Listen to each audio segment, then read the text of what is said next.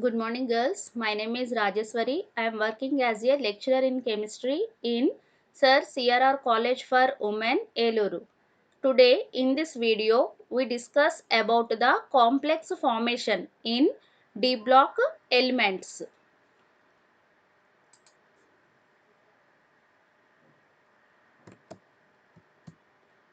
So, what is complex formation?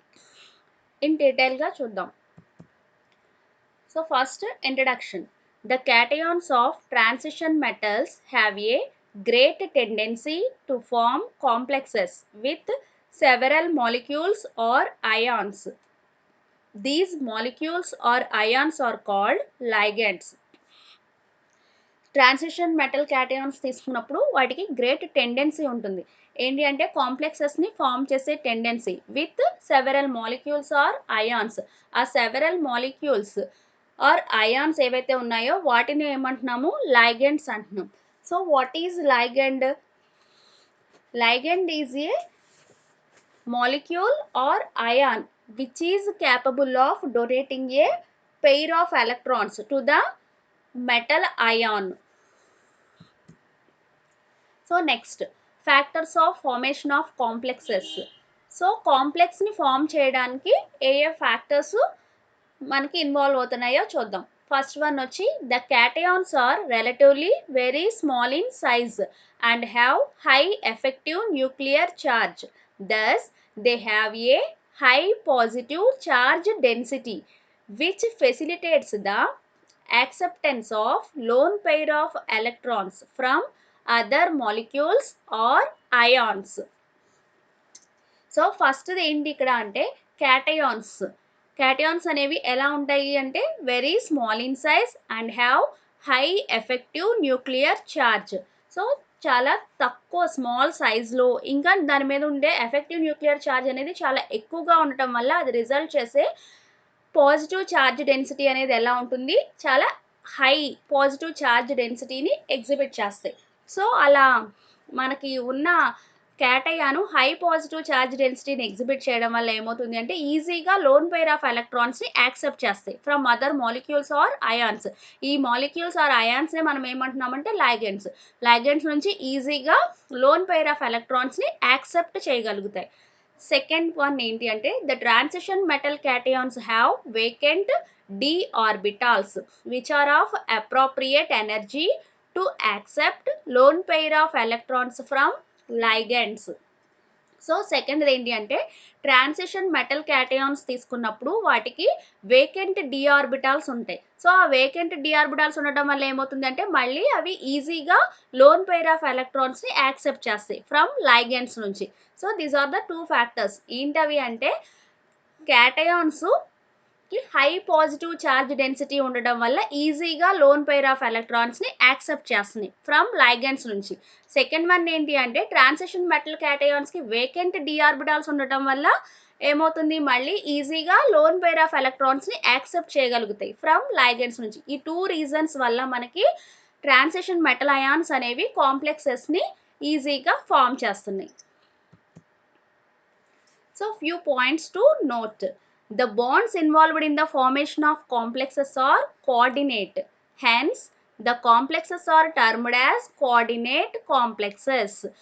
So మనకి ఇక్కడ complexes form అవ్వడానికి ఏం జరుగుతుంది అంటే మెటల్ అయాన్కిను లైగెండ్కి మధ్యలో బాండ్ ఫార్మేషన్ జరుగుతుంది. ఆ బాండ్ని ఏమంటున్నాం మనం ఇక్కడ అంటే కోఆర్డినేట్ బాండ్ అంటున్నాం. సో ఆ కాంప్లెక్సెస్ని ఏమంటున్నాము, కోఆర్డినేట్ కాంప్లెక్సెస్ అంటున్నాం.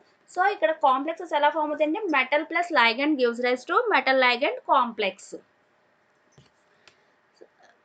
Next point, the structure commonly found in such complex ions is linear, square planar, tetrahedral or octahedral depending upon the nature of hybridization of the metal ion orbitals. So మనకి ఇక్కడ complexes form అవుతున్నాయి అని చెప్తున్నాం కదా, ఆ కాంప్లెక్సెస్కి కొన్ని structures కూడా ఉంటాయి. ఆ స్ట్రక్చర్స్ ఏంటి మనకి జనరల్గా తెలిసినవి అంటే linear, square planar, tetrahedral or octahedral. So ఈ స్ట్రక్చర్స్కి నేమ్స్ అనేవి దేని మీద డిపెండ్ ఇస్తున్నాము మనము అంటే డిపెండింగ్ అపాన్ ది హైబ్రిడైజేషన్ మీద డిపెండ్ అయ్యి మనకి ఉన్న కాంప్లెక్సెస్కి ఇలా నేమింగ్ అనేది ఇస్తాం అనమాట. స్ట్రక్చర్స్ ఎలాంటి స్ట్రక్చర్స్ ఫామ్ అవుతాయి ఏంటి అనేది. Next trends in transition series for complex formation. So complex ఫార్మేషన్లో ఇన్వాల్వ్ అయ్యే ట్రెండ్స్ ఏంటి అనేవి. In each transition series the stability of complex increases with increasing atomic number of the elements and in a particular oxidation state with decreasing size of its atoms. So first ఏంటి అంటే transition series, ప్రతి transition సిరీస్లో కూడా stability of complex అనేది increase అవుతూ ఉంటుంది. దేని మీద డిపెండ్ అయ్యి ఇంక్రీజ్ అవుతుంది అంటే ఇంక్రీజింగ్ ద అటామిక్ నెంబర్ని ఇంక్రీజ్ చేస్తూ ఉంటే stability of complex also increases. And in a particular oxidation state తీసుకున్నప్పుడు ఏమవుతుంది అంటే decreasing the size of it's atom. Size decrease అవుతూ ఉంటే స్టెబిలిటీ ఆఫ్ కాంప్లెక్స్ అనేది ఇంక్రీజ్ అవుతుంది. సెకండ్ వన్ ఏంటి అంటే when the transition metal atom exhibits more than one oxidation state the higher valent ion forms more stable complexes. Transition metal atom తీసుకున్నప్పుడు ఇక్కడ ఏంటి అంటే ప్రతి ట్రాన్సిషన్ మెటల్ యాటమ్ కూడా నెంబర్ ఆఫ్ ఆక్సిడేషన్ స్టేట్స్ని ఎగ్జిబిట్ చేస్తుంది అని చెప్తున్నాం కదా. అలా నెంబర్ ఆఫ్ ఆక్సిడేషన్ స్టేట్స్ని ఎగ్జిబిట్ చేసినప్పుడు హయ్యర్ ఆక్సిడేషన్ స్టేట్ ఏదైతే ఉందో అది మోర్ స్టేబుల్ కాంప్లెక్సెస్ని ఫామ్ చేస్తుంది. సో నెక్స్ట్ వన్ వచ్చి stability of complexes. Stability of the complexes is related to the stability constant which is generally represented by equilibrium constant. So ఇందాక already చెప్పుకున్నాం మనం ఏంటి అంటే metal plus ligand gives rise to metal ligand complex అని చెప్తున్నాం. So ఇక్కడ మనకి equilibrium constant కావాలి అంటే దేని ఎలా రిప్రజెంట్ చేస్తున్నాము, కేతో రిప్రజెంట్ చేస్తున్నాం. So K is equal to concentration of the products by product of the concentration of the reactants, that is K is equal to concentration of metal ligand complex by concentration of metal into concentration of ligand. So stability of complexes తీసుకున్నప్పుడు మనకి ఎట్లా increase అవుతుంది, దేని మీద ఏ ఏ factors మీద depend అయ్యి ఎట్లా ఇంక్రీజ్ అవుతుంది ఏంటి అనేది కొన్ని ఎగ్జాంపుల్స్ చూద్దాం. Among metals the transition elements form more stable complexes. అన్ని మెటల్స్లోకి కూడా మనకి ట్రాన్సిషన్ ఎలిమెంట్స్ అనేవి స్టేబుల్ కాంప్లెక్సెస్ని ఫామ్ చేస్తాయి. నెక్స్ట్ వన్ వచ్చి stability of a complex ion increases with the strength of the Lewis base and with increasing pi bonding capabilities of the ligands. Second ఏంటి అంటే స్టెబిలిటీ ఆఫ్ కాంప్లెక్స్ అయాన్ యొక్క stability increase అవుతుంది. దేంతో పాటుగా increase అవుతుంది అంటే strength of the Lewis base strength increase చేస్తూ ఉంటే కాంప్లెక్స్ అయాన్ స్టెబిలిటీ కూడా ఇంక్రీజ్ అవుతుంది. ఇంకా with increasing pi bonding capabilities of the ligands యొక్క పై బాండ్ నేచర్ని బట్టి కూడా మనకి స్టెబిలిటీ ఆఫ్ కాంప్లెక్స్ అనేది ఇంక్రీజ్ అవుతుంది. నెక్స్ట్ వన్ ఏంటి అంటే for monodentate negative ligands, size, charge and availability of lone pair affect stability of complexes. Monodentate ligands కనుక కన్సిడర్ చేసుకుంటే నెగిటివ్ లైగెండ్స్ని, అంటే మోనోడెంటేట్ లైగెండ్స్ అంటే ఏంటంటే ఒక సింగిల్ డోనర్ ఆటమ్స్ ఉన్న లైగెండ్స్, అవి కూడా హ్యావింగ్ నెగిటివ్ ఛార్జ్ ఉన్నవి కనుక కన్సిడర్ చేసుకుంటే ఏ ఫ్యాక్టర్స్ స్టెబిలిటీ ఆఫ్ కాంప్లెక్స్ని ఎఫెక్ట్ చేస్తాయి అంటే size, charge and availability of lone pair affect the stability of complexes. Next one for monodentate neutral ligands size, polarisability, dipole moment affect stability. Next point ఏంటి అంటే మనం ఇప్పుడు ఏం తీసుకుంటున్నాము, మోనోడెంటేట్ న్యూట్రల్ లైగెండ్స్ తీసుకుంటున్నాం. అంటే సింగిల్ డోనర్ ఆటమ్ ఉన్నదే కాకపోతే న్యూట్రల్ చార్జ్ ఏమీ లేని లైగెండ్స్ తీసుకుంటే ఏ ఫ్యాక్టర్స్ ఎఫెక్ట్ చేస్తాయంటే స్టెబిలిటీని, size, polarizability and dipole moment. Next one poor Lewis bases like CO, NO, alkenes, alkynes etc. form stable complexes due to pi bonding. So poor Lewis bases కూడా కొన్ని ఏంటవి అంటే CO molecule కానీ NO molecule కానీ లేదా alkenes alkynes ఇలాంటివి తీసుకున్నప్పుడు అవి కూడా స్టేబుల్ కాంప్లెక్సెస్ని ఫామ్ చేస్తాయి. దేనివల్ల ఫామ్ చేస్తుంది ఇక్కడ స్టేబుల్ కాంప్లెక్సెస్ని అంటే due to pi bonding. Next one, multidentate ligands form more stable complexes than monodentate ligands provided donor atom is same. ఇక్కడ లాస్ట్ పాయింట్ ఏంటి అంటే మల్టీడెంటేట్ లైగెండ్స్ తీసుకున్నప్పుడు అంటే మోర్ డోనర్ ఆటమ్స్ ఉన్న లైగెండ్స్ తీసుకుంటే అవి మోర్ స్టేబుల్ కాంప్లెక్సెస్ని ఫామ్ చేస్తాయి than compared to monodentate ligands. ఎప్పుడు అంటే అక్కడ డోనర్ ఆటమ్ అనేది సేమ్ ఉండాలి. Next, classification of ligands and metal ions. So complex ఫార్మేషన్లో ఇన్వాల్వ్ అయ్యే మెటల్ అయాన్స్ ఇంకా లైగెండ్స్ని ఎలా క్లాసిఫై చేసుకోవచ్చు అనేది చూద్దాం ఇప్పుడు. Both ligands and metal ions have been classified as class A acceptors, class B acceptors, class A by B acceptors. ఇలా 3 టైప్స్ కింద మనం క్లాసిఫై చేసుకోవచ్చు. సో ఫస్ట్ ఏంటో చూద్దాం ఇప్పుడు. Class A acceptors. So class A యాక్సెప్టార్స్లో అసలు మనకి ఎలాంటి మెటల్ అయాన్స్ తీసుకుంటాము, ఏ లైగెండ్స్ ఎలాంటివి తీసుకుంటాము ఏంటి అనేది చూద్దాం. Class A acceptors are also known as hard acids. Hard acids అని కూడా అంటాం అనమాట class A acceptors.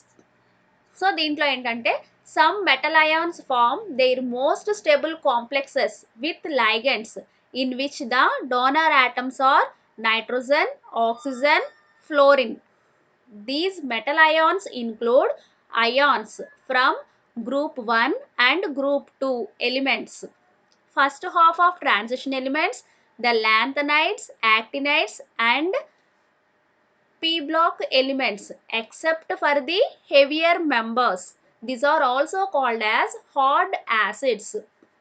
So class A యాక్సెప్టార్స్లో మనం తీసుకునే మెటల్ అయాన్స్ మోస్ట్ స్టేబుల్ కాంప్లెక్సెస్ని ఫామ్ చేస్తాయి లైగెండ్స్తో. సో ఇక్కడ మనకి ఎలాంటి లైగెండ్స్ తీసుకోవాలి అంటే అందులో ఉండే డోనర్ ఆటమ్స్ ఏమి ఉండాలి, కంపల్సరీ నైట్రోజన్ కానీ ఆక్సిజన్ కానీ ఫ్లోరిన్ కానీ ఉండే డోనర్ ఆటమ్స్ ఉన్న లైగెండ్స్ని తీసుకోవాలి క్లాస్ ఏలో.